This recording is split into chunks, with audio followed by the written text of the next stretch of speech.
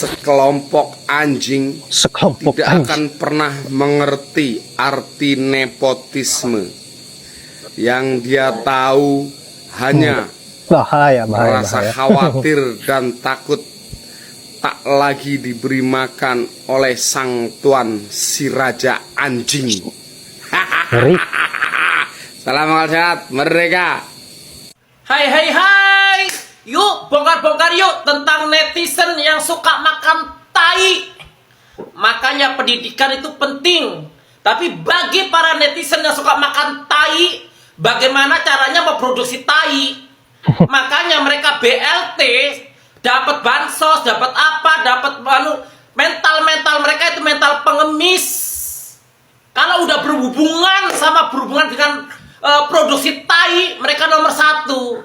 Soal pendidikan bagi mereka tuh nggak penting. Contoh, apa yang saya lakukan, ya kan, selama ini mengkritik pemerintah, itu tugas rakyat.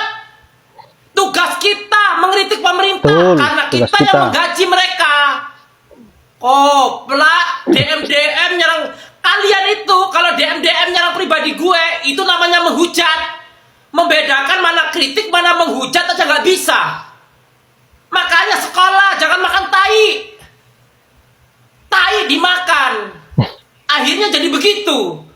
Tidak bisa membedakan mana menghujat, mana mengkritik. Semua banyak ngetek kepolisian. Kapolri itu nggak sebodoh kalian. Kopla, DM maki-maki gue. Dasar suka makan tai. Salam waras. Mas Gibran adalah pemimpin masa depan. Memang Mas Gibran ini adalah satu contoh untuk anak muda generasi milenial. Maka dari itu di sini saya ingin tanya untuk Mas Gibran. Mas Gibran anak Pak Jokowi. Dan kalau pertanyaan saya ini mau dijawab oleh pendukung-pendukungnya Mas Gibran, boleh juga. Yang terjadi, ada satu kasus di kampung saya, tepatnya tetangga saya. Di situ ada seorang anak sekolah SD, dia masih kelas 5, belum selesai SD. Anak SD ini pingin melanjutkan sekolahnya ke jenjang lebih tinggi lagi, ke sekolah SMA, bukan SMP. Dari SD loncat langsung ke SMA. Kebetulan kepala sekolah SMA tadi, bapaknya anak tadi itu. Masuklah seorang anak tadi, masih kelas 5 SD, langsung lompat ke SMA kelas 1. Diterima sama kepala sekolahnya. Kebetulan kepala sekolahnya itu bapaknya dia. PU-nya, semua administrasinya diatur oleh pengawasan oleh bapaknya. Ada yang komplain dari salah satu guru, siswa ini belum layak masuk SMA karena baru tamat SD.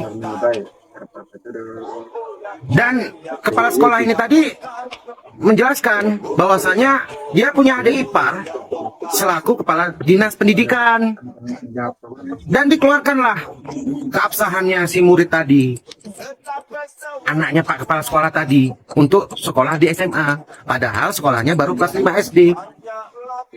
Untuk teman-teman semuanya, para pendukung ataupun pecinta Mas Gibran, Raka Bumi Raka, saya mau bertanya, siswa tadi itu benar atau salah?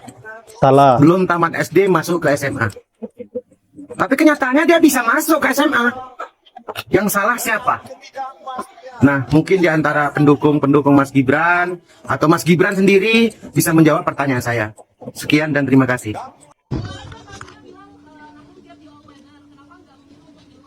Assalamualaikum.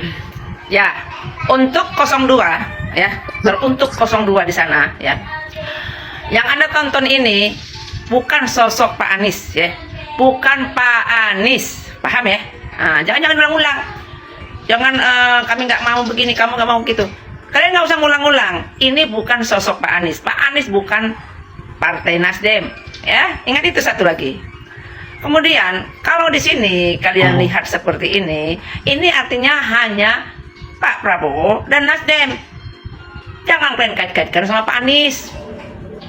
Pak Anies juga didukung oleh Nasdem, kan gitu.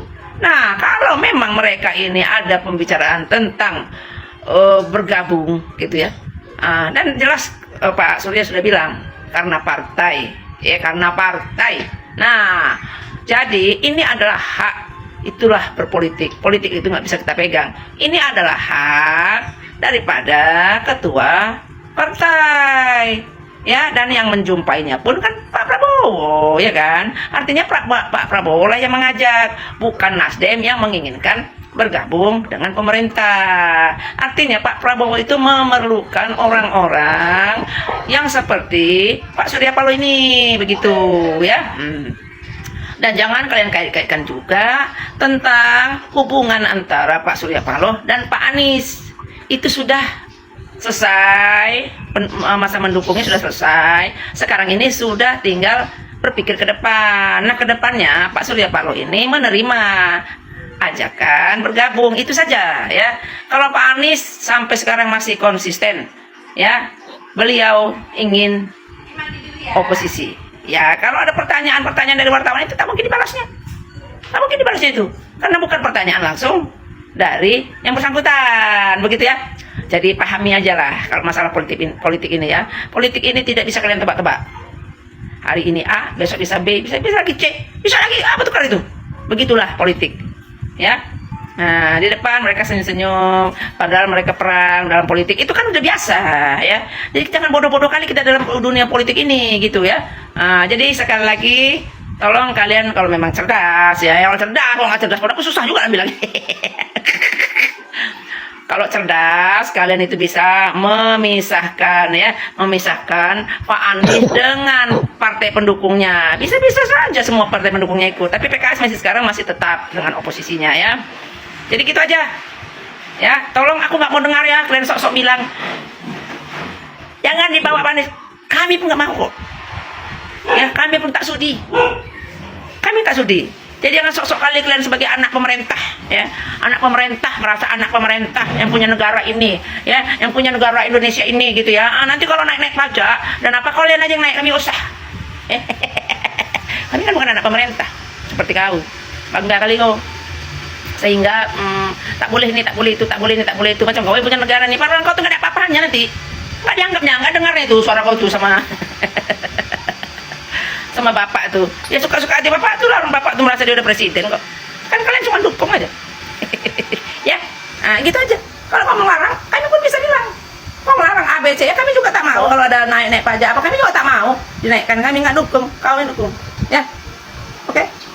Yap, setuju apa yang dikatakan oleh Mbak Lia Medan ini, bahwa jangan pernah menyamakan Pak Anies dengan Surya Paloh, karena saya secara pribadi berpikir bahwa Pak Anies mempunyai pendirian yang jelas. Dari dulu beliau berkata tentang perubahan karena pandangannya terhadap permainan politik yang dilakukan oleh Pak Jokowi sudah terlalu parah, merusak demokrasi. Maka dari itu beliau sangat tidak setuju dengan yang namanya keberlanjutan. Saya kira apa yang menjadi komentar-komentar para netizen tadi ini bisa kita maklumi sebagai bentuk kekesalannya terhadap rezim yang kita anggap sebagai rezim yang sudah keterlaluan lah. Dengan modelan-modelan otoriternya, saya kira lebih parah dari apa yang pernah dilakukan oleh Pak Soeharto selama 32 tahun. Pak Jokowi memang menjabat sampai 20 tahun, tetapi kita nilai kepemimpinannya lebih kejam dari apa yang dilakukan oleh Pak Soeharto di masa lalu. Dan sangat terasa banyak sekali rakyat yang merasa menderita. Saya kira hanya itu, terlalu banyak kita ngoceh, dan jangan sampai sahabat-sahabat bosan dengan apa yang menjadi ocehan saya. Maka dari itu, saya akhiri dengan ucapan wallahul muwaffiq ila aqwamit thoriq. Assalamualaikum warahmatullahi wabarakatuh.